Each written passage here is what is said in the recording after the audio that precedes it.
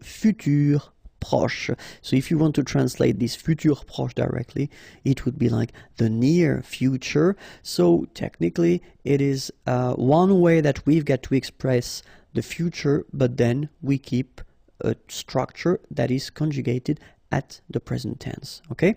And so to make it, we'll see it right now, first we need to use the verb aller. Aller is to go, okay? And well, this verb aller should be at the present tense. Then you will put your verb. Your verb should be at the infinitive, so the basic form of the verb. Then you will get this futur proche structure.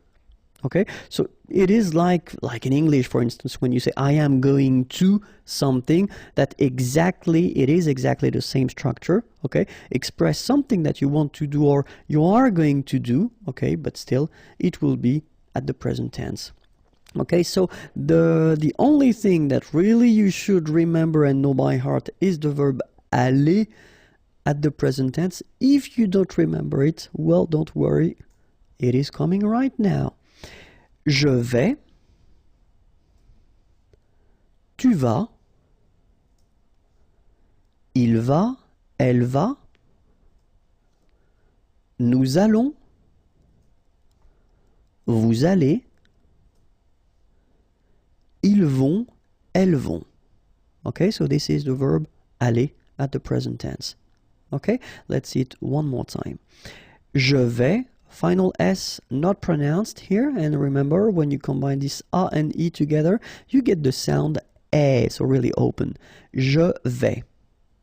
Tu vas, final S not pronounced. Tu vas. Il va, elle va. Nous allons, remember final S not pronounced. O and together it's on, and then we'll make this little link between the two, what we call the liaison. Nous allons. Okay? Then vous allez. Remember a Z at the end here will give you this A sound. Okay? Aller. And then as previously, this little link between the two, liaison. Vous allez. Right? Then ils vont. Final T not pronounced, and then O and together, on vont. Okay? Ils vont, elles vont. Alright, so one more time.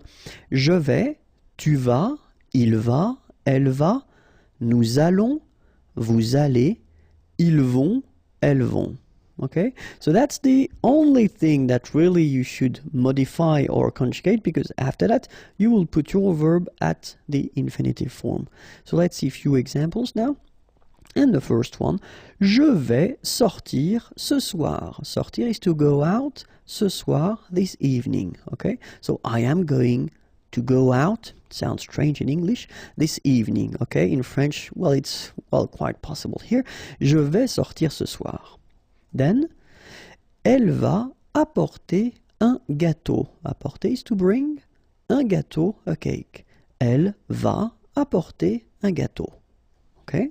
And after that, nous allons faire du café. Faire is to do, or in that case it could be to prepare. Du café, some coffee. Nous allons faire du café. Okay? Vous allez partir en vacances.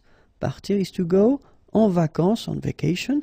And here you can see that at the end, we've got this point d'interrogation. So it means that it's a question. And if it's a question, we should raise the voice a little bit at the end. So let's repeat it. Vous allez partir en vacances? Okay, so I tend to insist a little bit, but still, that's the idea. You should raise your voice a little bit at the end just to inform the person that it's a question, okay? Vous allez partir en vacances? Vous allez partir en vacances? Okay, so you can hear it. First, je vais sortir ce soir. Then, elle va apporter un gâteau. Nous allons faire du café. Vous allez partir en vacances?